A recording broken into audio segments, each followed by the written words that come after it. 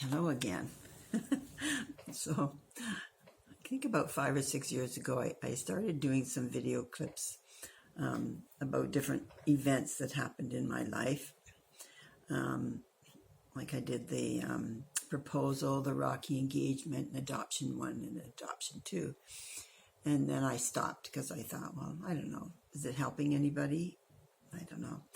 The reason I started doing these in the first place was I can remember gone into a grocery store and had bought a bottle of wine at one of those little wine kiosks. And the young girl there, she actually asked me about this ring and complimented me on it. And I thanked her, and I had told her that it was a 25th wedding gift from my husband. And I had said, I don't know how we got talking, but I had told her that, my husband and I were both widows. And her father had recently passed away, and she was having a tough time with the fact that her mother was going out with another man. So I told her a bit about my life, and I think she told me it helped her put things into perspective, and she was willing to keep an open mind for her new stepfather and appreciate some of what her mother has gone through and try to look at it differently. So that encouraged me, and I thought, well, that's a good thing. If just from talking about that helped her, who knows, maybe any of my stories may help someone. So anyway, I decided I'll pick it up and I'll try that again. So I finished off at the adoption 2. So now, Dave and I had been married, I don't know, probably by that time, probably 11 to 12 years, and we had adopted the 3 children. So life was going on.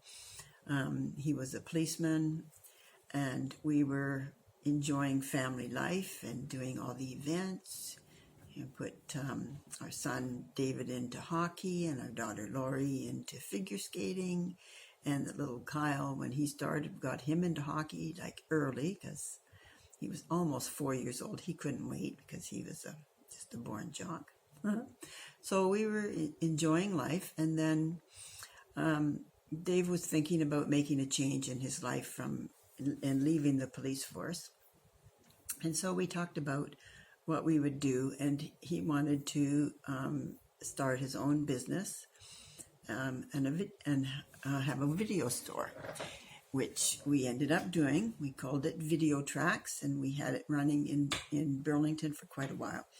Now, this was in the 80s, so it was a great time to have a video store. Some of you might not even know what a video is, a VHS or a beta, but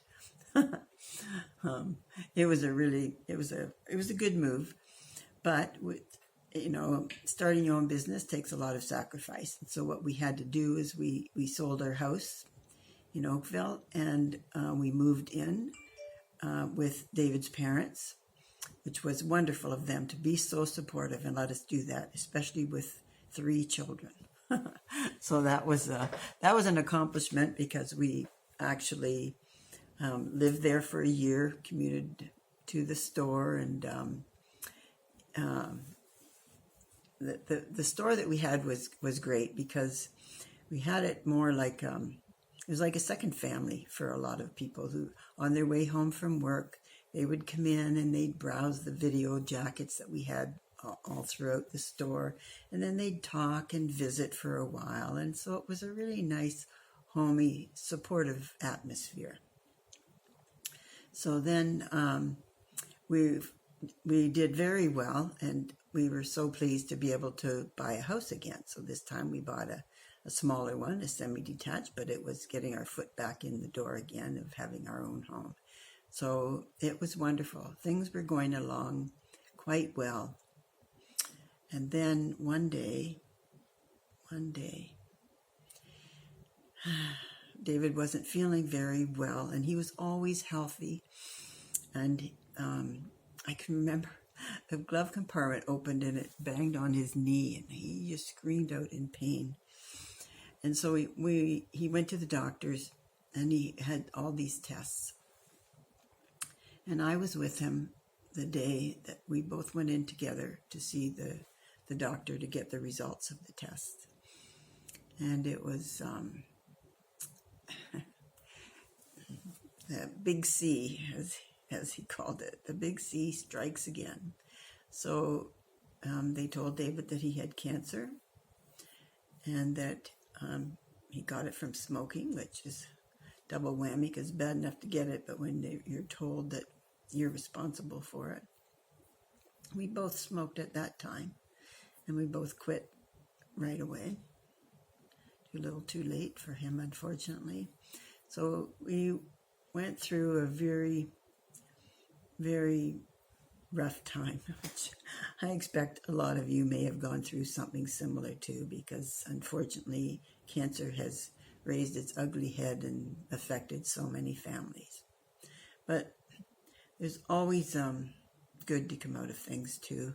I mean, people were so loving and kind and supportive, and especially in our store, people were really good, because while David was going through the chemotherapy and the radiation and everything, and I was trying to be there for him and be at the store and look after the children and everything, and his mother was great. She would come into the store and help me too. And I remember one day being in the store by myself, and I was working on, but I just was so emotionally upset. I just started crying, and so one of our members, he just came behind the counter and he said, "Don't you worry, you just go in the back and pull yourself together." And he took over, and he was looking after the other members that were in there. So that's what I mean about how supportive and kind that people were. Our family coming together and helping, and the children's friends supporting them. It's a really difficult time.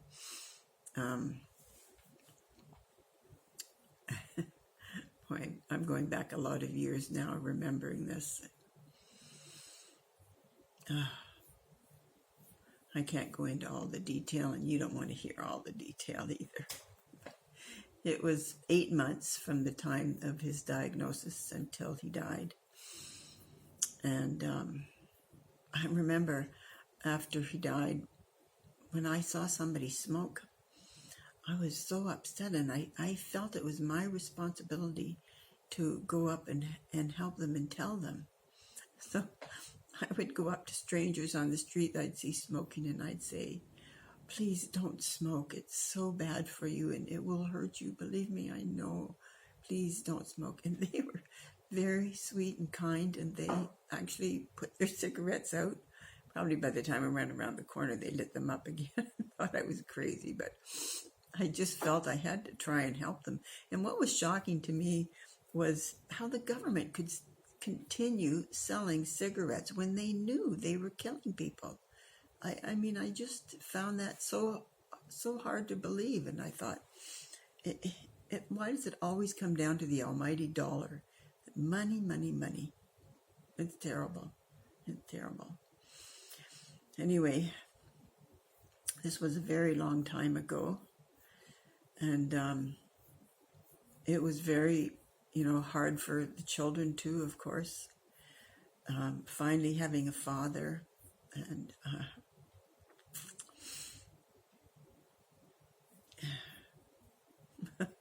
I can't go back there. I don't know how this is going to help you. Just saying that, you take one day at a time, and you make the best of it. You pick yourself up, and you have to keep going no matter what. I can remember I was playing tennis in those days, and I remember David telling me he wanted me to get back to playing tennis, and it was really hard to do that again. I just felt so guilty. How can I be out here enjoying myself again, after he's gone through everything he went through, and now he's gone? But I realized that that's what life is. I mean, we're really here for a short time, even though I'm in my 70s now. You'd think that's a long time, an old lady, but in the grand scheme of things, it's really not. It goes by so fast, and that's why you have to enjoy each day. And sometimes it might be hard to get up and get your feet in the ground and just get out there again, but that's what you got to do. And each day gets easier, and life goes on. And that was the other thing I was really surprised about. I almost felt like my world had ended, and you sort of thought like the whole world should stop.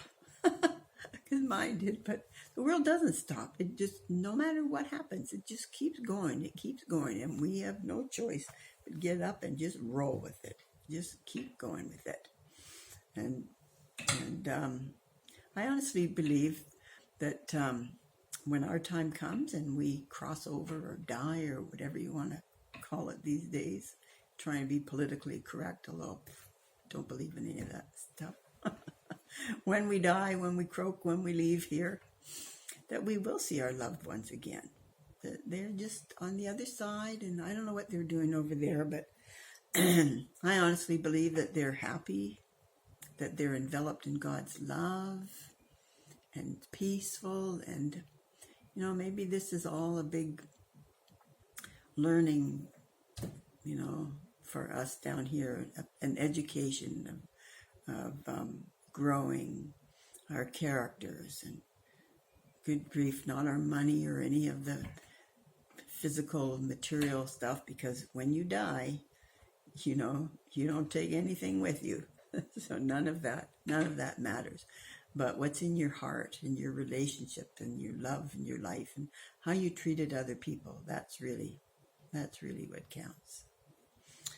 Anyway, that's where I'll stop for now, and then I'll tell you what happens next, because life does get better for sure. So I hope you have a great day.